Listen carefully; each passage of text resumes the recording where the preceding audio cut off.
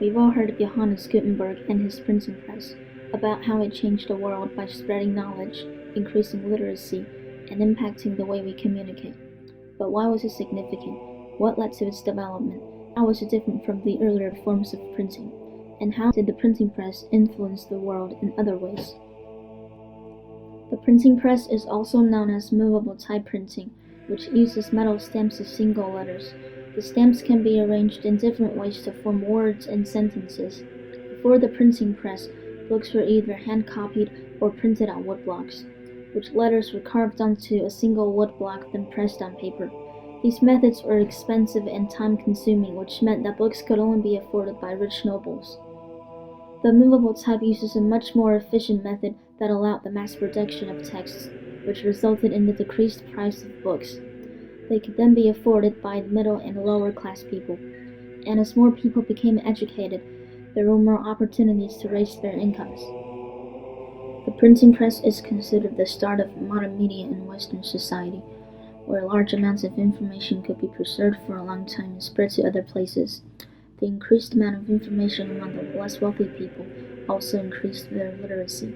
One of the major impacts of this is that it changed the way people learned. Before the printing press, books were expensive and only available to the wealthiest people. The majority of the population learned by listening and memorizing information given to them by teachers. As the number of books increased, learning no longer required the presence of a teacher. It could be done privately.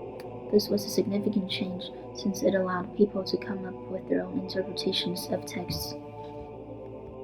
Johannes Gutenberg, the inventor of the printing press, also saw this as an opportunity to spread knowledge beyond the upper class. He printed more than 100 copies of the Bible, which became known as the Gutenberg Bible.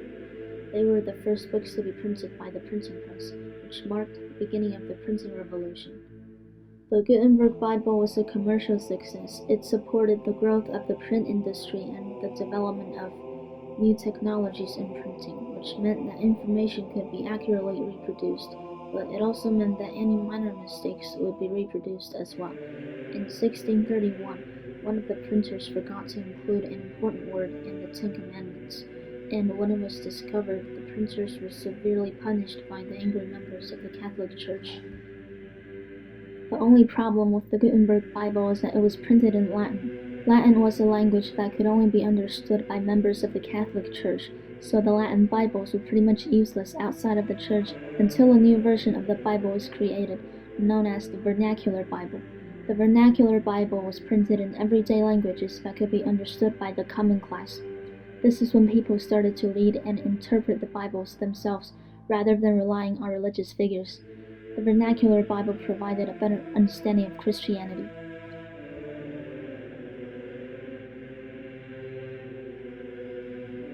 The Catholic Church was one of the earlier customers of the printing press. They used it to print religious texts, indulgences, anti-Islamic propaganda, and other liturgical materials.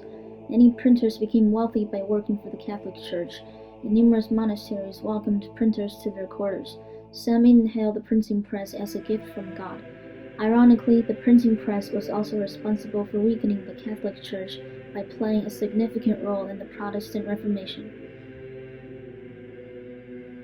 The majority of the population began to interpret and discuss the Bible and form their own opinions, which didn't always match the teachings of the Catholic Church, and this disagreement eventually led to the Protestant Reformation. The printing press not only spread Protestant ideas among the educated people, it also created pamphlets and propagandas with illustrations for people who couldn't read. The pamphlets were designed to catch the reader's attention, and they included comics to insult the church and the papacy. These pamphlets were cheap and can be understood by almost everyone, and allowed ideas to be disseminated quickly. The printing press spread ideas in such a short time that most German cities with printing presses became Protestant by 1600.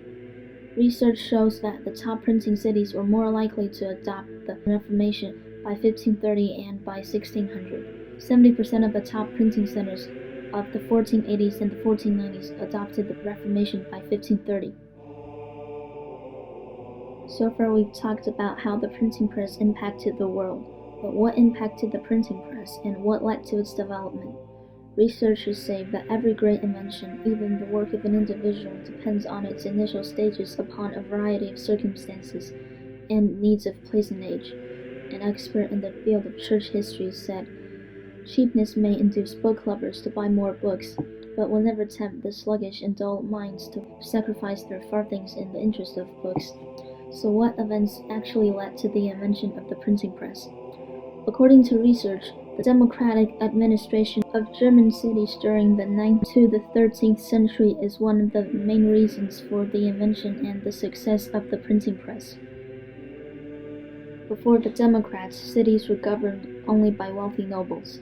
By placing the thriving middle class among the nobles in various offices, the democratic government broke the barrier that separated the upper class and the rest of the society for centuries.